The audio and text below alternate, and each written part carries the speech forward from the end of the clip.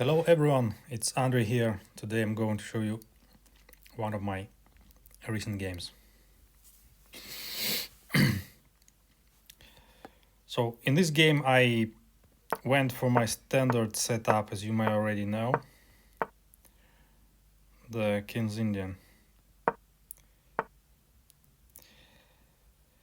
Yes, here I went, in this situation I was afraid that he may start pushing the pawns and he has like advantage on white square, so I wanted to, well, disrupt the center. And this tension keeps hanging, he didn't take the pawn. So I captured. Here I had an idea to play on the open file, to move out the rook to the e file. But he castled promptly, just developing.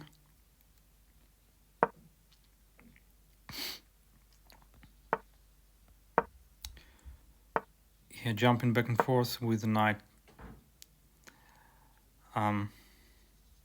Here I think I saw that the pawn on e file, the e4 pawn, might become a target.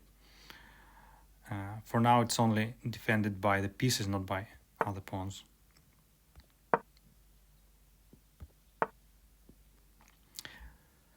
Yeah, moving the queen and try to pin the pawn on d4.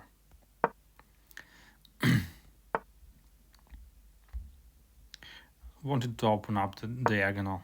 He saw that. I retreated. Yeah, so now his pawn on e4 is a target, because no other pawn, it's a backwards pawn, no other pawn is protecting it.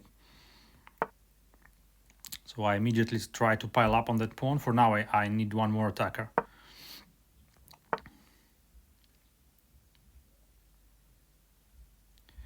Yeah, and here with this sneaky move I open up my dark squared bishop, the King Indian bishop on h7, and it's targeting the pawn on c3.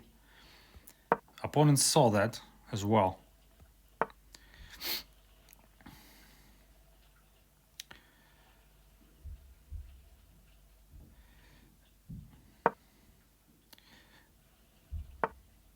Yeah, here I can't trapped the white squared bishop, but well, I believe the dark squared bishop is more useful here, so I didn't even want to exchange my knight for the light squared bishop. Well, at least I was not sure that's a good idea. Still I attacked it. Yeah, he just probably solidifies the chain. So probably should have just taken the light squared bishop. Well, I went for this thing where yeah, I undermine the pawn and I can recapture with my bishop if he captures. And here I was thinking, I was already getting low on time as usual, and here I was thinking that it looks like it might be a free pawn. I just take on e4 with either a pawn or a knight. I ended up taking with a knight.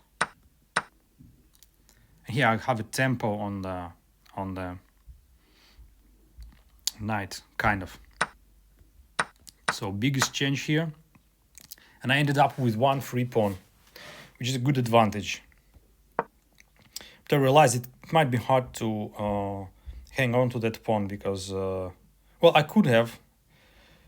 I was low on time, and I really didn't find a way to hold on to that pawn. And I didn't want to exchange the bishop and allow his queen to come out that easily. So yeah, defending. He's piling up. Probably this was not a good idea here, because now he has 3 attackers and I only have 2 defenders, and I should have. Yeah, I guess the computer wanted me. Yeah, computer wanted me to protect the pawn this way, which kind of makes sense. I don't know. I didn't feel I'm able to hold that pawn. So instead, I'm trying to yeah, attack something else with my queen.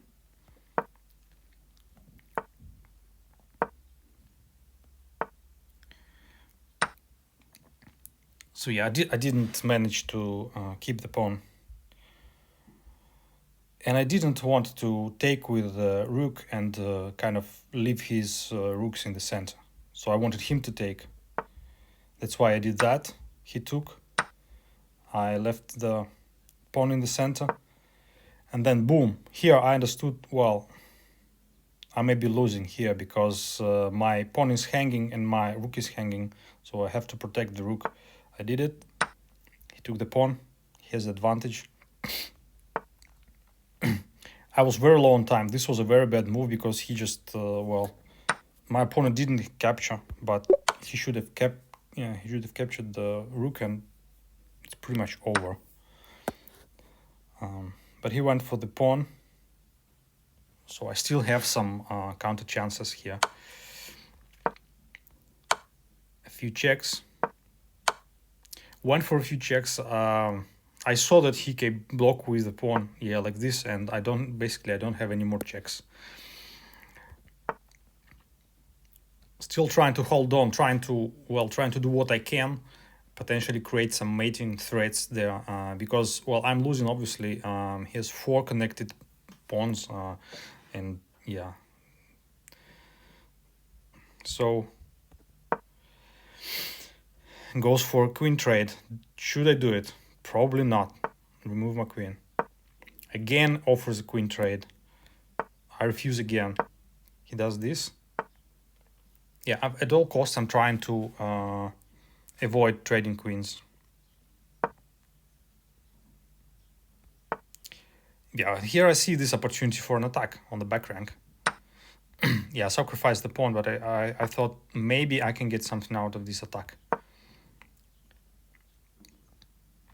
This might not be the best move for my opponent. Yeah, maybe the best move was to somehow try to keep my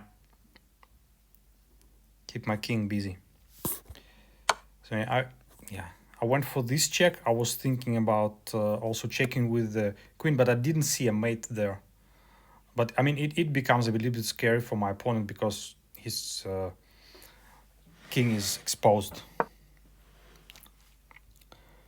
He's running away. I thought of maybe bringing in my pawns there, but, well, wasn't sure.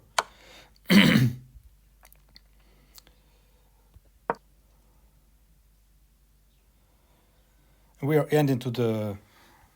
nearing the end of this game, and yeah, obviously I'm losing. I lost one more pawn. My only chance is to mate him somehow. So I'm trying to bring in my queen to mate him.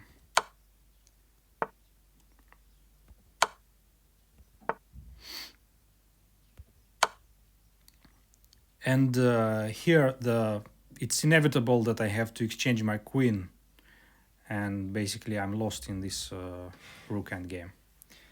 But I found this, well, brilliant move. You can pause and find the brilliant move here.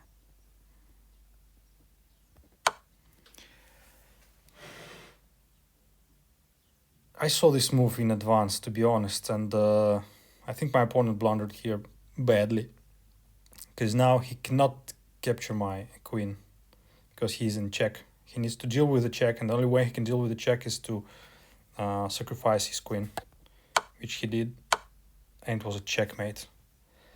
I was really happy I won this game, although I realized I have been losing, and I kind of didn't deserve the win. But there's a saying that the hardest game to win is the game that has already been won, and my opponent proved that today. Hopefully that was useful. Stay tuned for more chess, and bye-bye.